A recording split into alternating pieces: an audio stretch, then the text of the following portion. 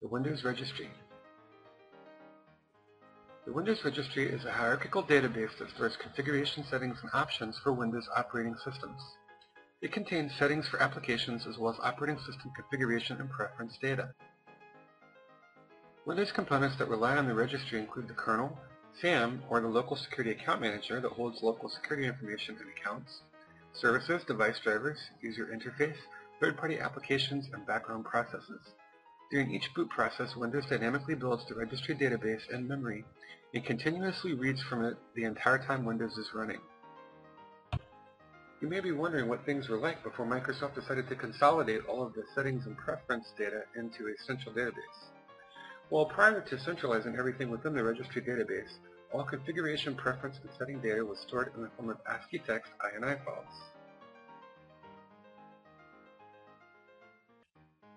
Microsoft first started using a registry database in Windows 3.1, and as Windows progressed into 95, 98, 98 Second Edition, Millennium Edition, NT 2000 Pro, XP Pro, XP Media Center Edition, 2003, Vista 2008, and Windows 7, the registry became more powerful and intricate as a means of centralizing configuration information that was previously stored in a chaotic and disorganized fashion. The registry also works with access control, group policy, local security settings, and permissions and user rights assignments to define everything the computer and user can and cannot do in Windows. The registry allows multiple users and groups to share the same machine, each having different permissions and rights from the other. It also allows applications to function for less privileged users who do not log in with administrative permissions. In addition, since it is centralized and permissions to it can be controlled with access control entries and discretionary access control lists, it is easy to access across the network and remotely administer. This means when using the regedit tool, I can remotely edit the registry of another computer and not just my own local computer. At a macroscopic level, the Windows registry is organized into large sections called hives. If you are curious about the origin of the term hive, it is not an acronym. Rather, rumor has it that one of Windows NT's original developers simply hated bees, passionately. Unable to resist taunting the developer's phobia, another developer working on the Windows registry began naming major sections of the database hives and subsections that stored data cells, as though they were parts of a honeycomb. The rumor source for this, of course, is a blog post by Microsoft developer Raymond Chan. Take it or leave it. Hives represent the highest level of the registry database hierarchy, and each hive is organized into root keys, keys, and subkeys. Values, or variables, are contained within those keys. For clarification purposes, let's quote Microsoft's official definition of a registry hive from the Microsoft Developer Network MSDN TechNet website. And I quote, "A hive is a logical group of keys, subkeys, and values in the registry that has a set of supporting files containing backups of its data." Quoted rather properly from Microsoft. Hives are named after the Windows API, which is Application Programming Interface definitions, which begin with HKEY. They are frequently abbreviated to short names starting with HK. For example, HKCU is short for HKEY Current User, and HKLM is short for HKEY Local Machine. There are 5 main root keys within the Hive categories that are visible by default when you first open the registry database with the regedit.exe registry editor tool. We'll call them the Furious 5 because of their Windows Kung Fu prowess. Root keys are both associative arrays and abstract data types that can hold collections of objects. In other words, root keys are similar to folders in that they contain subkeys, and these subkeys contain values or variables. The 5 main root keys you will see when you first run regedit.exe in Windows 7 and Vista are: the first is called HKEY classes root, and it contains file type associations using file extensions that determine which application will open when the user clicks a file with a specified extension. The second is called HKEY current user. It contains the preferences and settings of the currently logged on user, and it is built from HKEY users when each user logs on. The supporting files for this particular root key are intuser.dat and intuser.dat.log. The third root key is the phenomenal, cosmic, all-powerful HKEY local machine. It is initially built in the Windows loading process where plug-and-play and the hardware abstraction layer gather information about the system's hardware into the hardware hive and root key. This root key contains software, hardware, and security information. Additional information is pulled from 4 other hives: system, software, security, and SAM. HKEY local machine is one of the major hive structures of the Windows Registry, and its supporting files are: for HKEY local machine SAM, it would be SAM, SAM.log, and SAM save. For HKEY local machine security, it would be security, security log, and security save. For HKEY local machine software, it would be software, software log, and software save. And for HKEY local machine system, it would be system, system all, system log, and system save. All of these files will be stored in c:/windows/system32/config. That folder would hold the registry files. Based on the previous table, notice that the common file extensions used with the Windows registry files in the c:/windows/system32/config folder are: 1 no extension is simply hive data. 2 log is a log of key and value changes to the hive. Save is a backup copy of a particular hive. And finally, alt is a backup copy of the HKEY local machine hive. For example, Windows Setup.exe has both a text mode and graphics mode stage. Hives are copied to a .sav file when the text mode completes. In the event of failure during graphics mode setup, only the graphics mode stage need be repeated, whereas all other data is restored from the .sav file. Pretty cool, huh? Some people say 3 is a magic number. At least that's what the song says. And 3 root keys have thus been revealed to you, mortal. But there are 2 keys that yet remain of the Furious 5, or 905, if you're into Cylons. Have you hugged a Cylon today? The 4th root key is HKEY users, and it contains data from every user in the SAM, or Security Account Manager. Supporting files for HKEY users that default are default, Default.log, and default save. Finally, the 5th root key is HKEY current config. It contains plug-and-play data about the system's hardware devices that is used in the Windows loading process. Supporting files for it are system, system alt, system log, and system save. Note, these hive and root key files are stored in the directory system root system32 config. Usually, this means c:/windows/system32/config. Each time a user logs on to a Windows PC, a new hive, called the user profile hive, is dynamically built for that user with a separate file for that user's profile. The user's hive contains specific registry information pertaining to the user's desktop, environment, program settings, network connections, and printers. User profile hives are located under the HKEY user's key. Note, in addition to these 5 main root keys in Windows 7, Vista, and XP, there are 2 additional keys that appear in the older versions of Windows. These keys are HKEY performance data, which is only in NT-based versions of Windows, and HKEY DIN data, which is only in Windows 98 and Millennium Edition versions of Windows. These root keys and their subkeys contain values. These values are variables of different data types that are stored in each key and define settings and configuration information for Windows components, features, and applications. All registry values within a particular key must have a unique name. These names need not be case sensitive. Some standard registry key value data types are reg_none for no particular type, regsc for a string value, which we've used in several examples, regexpandsc, regbinary for binary data, a regdword for a 32-bit dword or unsigned integer, reglink, regresourcelist, and there are several others, as you can see in the table.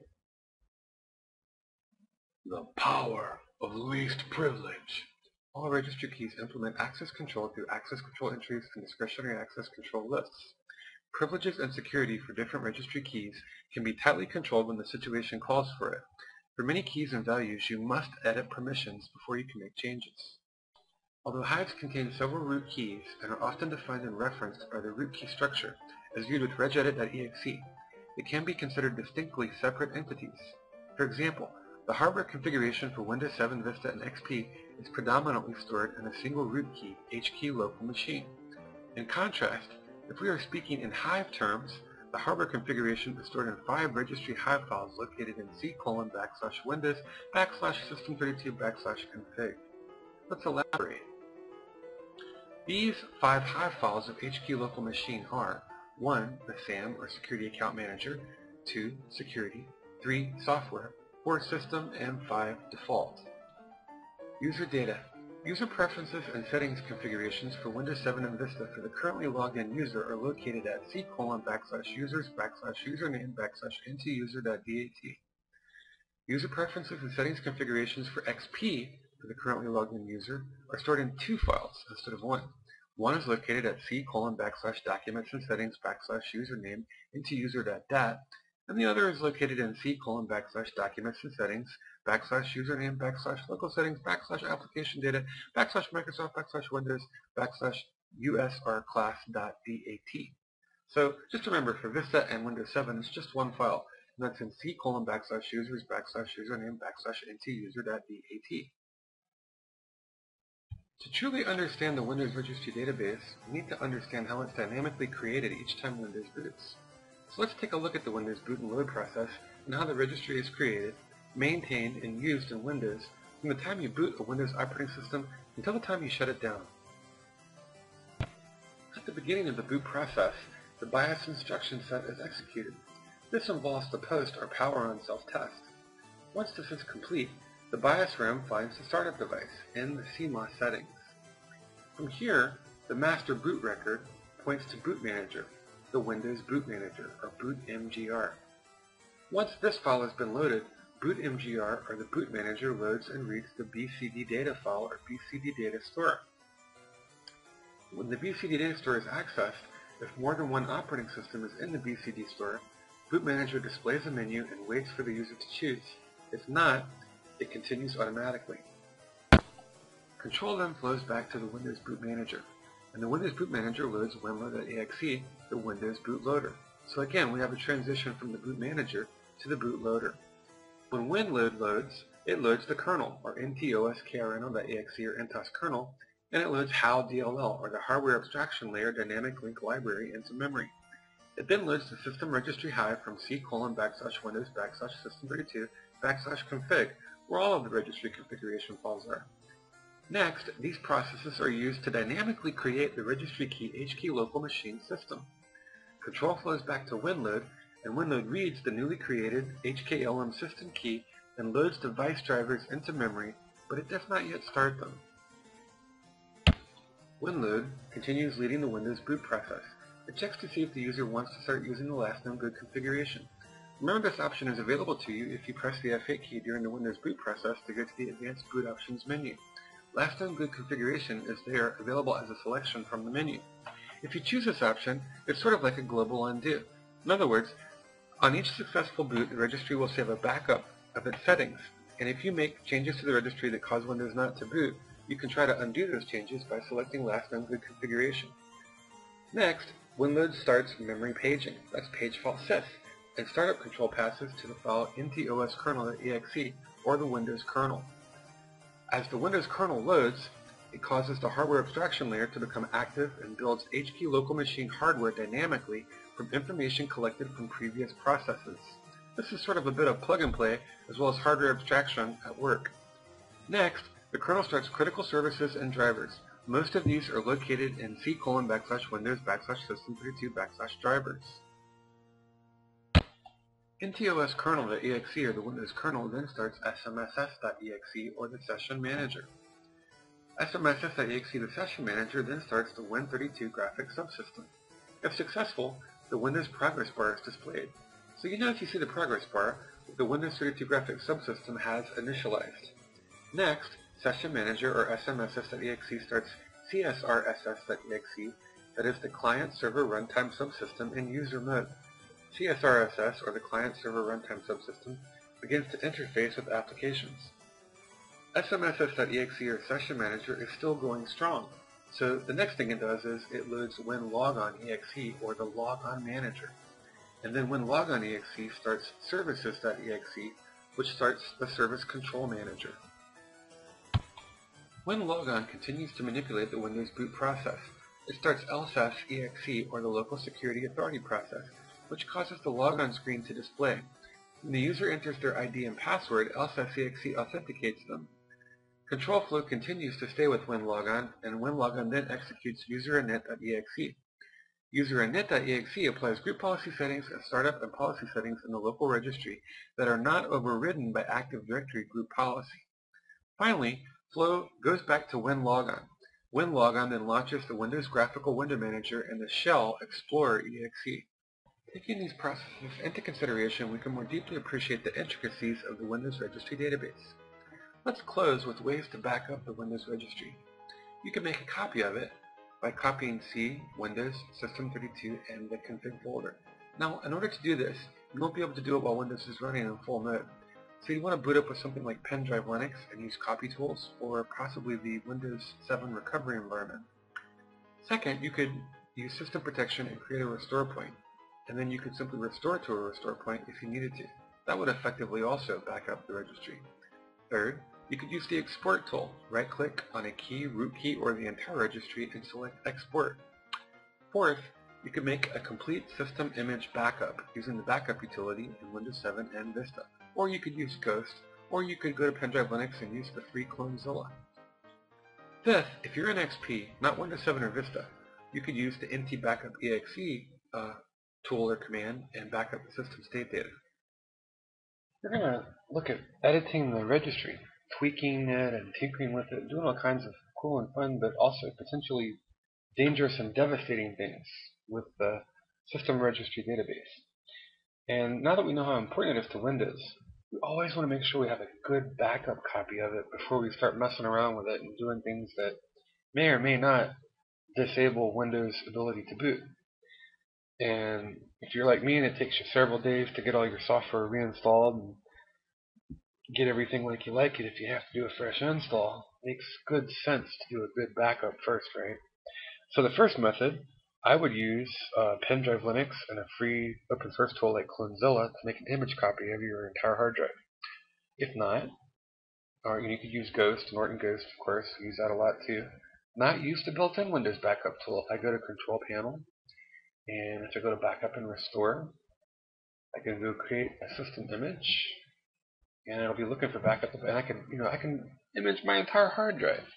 And if something happens and it can't boot, all I need is like a flash drive formatted with Pendrive Linux and a couple of Windows 7 ISOs or Linux ISOs on it, and I can boot up off that flash drive, just put the USB drive in, and then I can restore my image without having to go to all the trouble of reinstalling Windows and configuring my software and all that.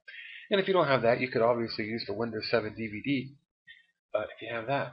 So that's certainly one way. So make a complete image. And again, you're not limited. You can use the built-in Windows tool. You could use Ghost. You could use Pendrive Linux. Go to pendrivelinux.com, download their free USB tools, and get Clonezilla. It's a free open source imaging tool. Whatever. So that's one way. That would be probably the most complete backup. And even if you're not going to tweak and tinker with and possibly devastate your system registry, you should still be doing that, right? I mean, come on. Don't be lazy. Don't be slack. If you're not backing your system up, you're asking for it. You're playing the odds. It doesn't matter how great your firewall is or your antivirus software. Something's going to happen. Your hard drive's going to fail. The meantime between failure is going to run out. It's going to die on you. Or the machine will get dropped. Or you'll get hit by lightning. Or a virus that gets past your... I mean, nothing's foolproof. Except a good backup in a safe place, right? So you want to do that anyway. I recommend making a good, complete system backup several times a year, if not maybe once a month, for your own personal needs. And of course, if this were for a company or organization, you'd want to be doing that every day, right? You want to make sure you don't lose a lot in the event of total system failure. So that is the strongest kung fu, probably, of all the kung fu out there for protecting you from catastrophic registry failure because you screw it up with your tinkering. And then that will free you up to experiment at your whim with the confidence of knowing that you can really easily go back to the way things were if you blow it up. And that's kind of the idea behind hacking, right? You play with this, you play with that. Microsoft, they create closed source products, and they don't always share all their information. So sometimes you have to kind of do a little critical research on your own. And so, yeah, all right, so enough. So you get your complete backup. All right, method one. Any of those tools, whatever, complete backup. Next method, right-click, go to Properties. System Protection, I'd set a system restore point. And to do that, it's easy, right? I want to set it right before I made a major registry tweak. I would say reg backup. I have one I think called 1. So I'll call this one 2. I'm going to say create to create a system restore point. And this is just what's changed since the last restore point. And if, again, total catastrophic failure, if I had pen drive Linux and a Windows 7 ISO, I could boot off a flash drive and install a Windows image with the default Windows tool. I could ghost it with the ghost tool. I could clone Zilla it. And if I didn't do all that, I could actually restore a restore point from the Windows 7 DVD or a flash drive. I don't really use DVDs much anymore. Almost everything I do is I make bootable Linux and Windows 7 flash drives. They're faster, they're more convenient. You can keep them in your pocket and they don't get scratched. But not every motherboard or mainboard by us supports booting off of flash drives. Some older ones don't. So you might want to keep a Windows 7 DVD around handy just for, who knows, an older system. So restore point. So then I could always restore from a restore point. So method 2. If you were in Windows XP, you could run the nt-backup.exe tool and back up what is called the system state data. That would back it up. And then another method, you could use the direct route, which means that you go to C, go to Windows, go to System32. Now, I can't do this booted up in full mode like this. Inside System32, go to a folder called config. And you back up this whole folder here. All these files here have to do with your registry. Backup copies of the registry, the different hives and things that make up parts of the registry. They're all located here in this config folder. But you would want to back that up. And you couldn't make manually a complete copy here because some of these files are in use. They're open, they're being written to or read from, and they're in use. So if I tried to copy that, it would be an access violation. It wouldn't let me copy it as it is. But what I could do is I could boot up off of the Windows 7 DVD, or even better than that, I'm not a big fan of recovery environment because the tools are so limited. Believe it or not, the Linux tools that are free with pen drive Linux are far more powerful and adept and useful at fixing Windows machines, not just Linux machines, but Windows machines than the native Windows tools are. But either way, I would use something like that, and then I would boot up, and then when the drive is not mounted and those files are not in use, you could copy the whole folder. So let's say you boot up off the Ubuntu Live CD. You could just mount the drive and copy the entire folder. And then you've got a complete copy of your registry. Put it on a flash drive. You have a disaster, it blows up, well, you can just copy all the files right back. Or use last known boot configuration. Hit F8, bring up the advanced boot options menu, and if you're lucky, maybe you could just use. But I wouldn't depend on that. So I would say either you want a full system backup, you want a restore point saved and onto a flash drive somewhere, or you want a complete copy of your Windows System32 config folder. And you'll need to have something like pen drive Linux or a bootable CD or DVD with copying tools to let you copy it back in the event of total catastrophic failure. If you have that, then hack away. Worst case scenario, you restore from backup. That gives you freedom to tinker and do things that you would normally be terrified of doing if you didn't have a good backup. Last but not least, a very effective way of backing up the registry is located within the regedit.exe tool itself. And we'll just go over some of the features. So yes, notice that here are my, basically my 5 root keys here among the registry hives. I can go to any key and mark it as a favorite. So let's say console here, I could mark that as a favorite. And just call it console. Go right to that key. Notice there's great search functionality here. I can find control panel or something that I'm looking for there. But as far as backing it up, I can take an entire root key or the whole computer here, or just a subkey, and back up a particular value. So if I wanted to, I could right click here and say export. And let me go. C drive, we'll make a folder, we'll call it backup.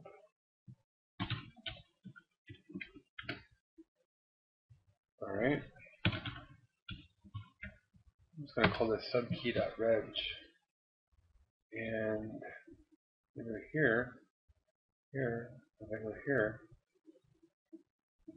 Oops, background, I'm going to back up it. When I go here, if I edit it, notice that HKEY class is root.386 persistent handler. It stores the subkey and the value.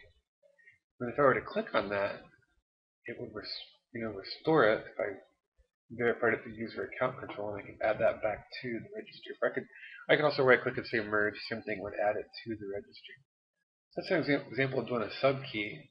Let me go back to the registry editor here and leave that open.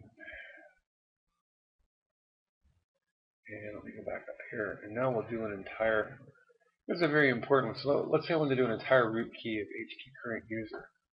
So again, I can right click, export, and I'll just call this current user. Okay. And here's current user now. Notice the size difference, 262 bytes versus 3.91 megabytes. A lot more to it, but if I were to click on edit, again you can see all of the key values and subkeys, key pairs, as well as the variables and values stored there. So that'd be current user. I could do the same thing with local machine, right? I could export, and I'll just give it the root key name along with the hives that it represents. That's a bit larger key there.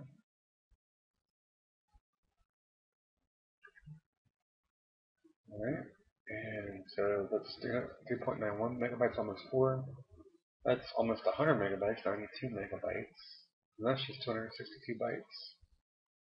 Alright, and then again, I could also do the entire registry if I clicked on export. And just call that full backup.reg. And this might take some time. 50 ways to leave your lover and a million ways to back up your registry. Now,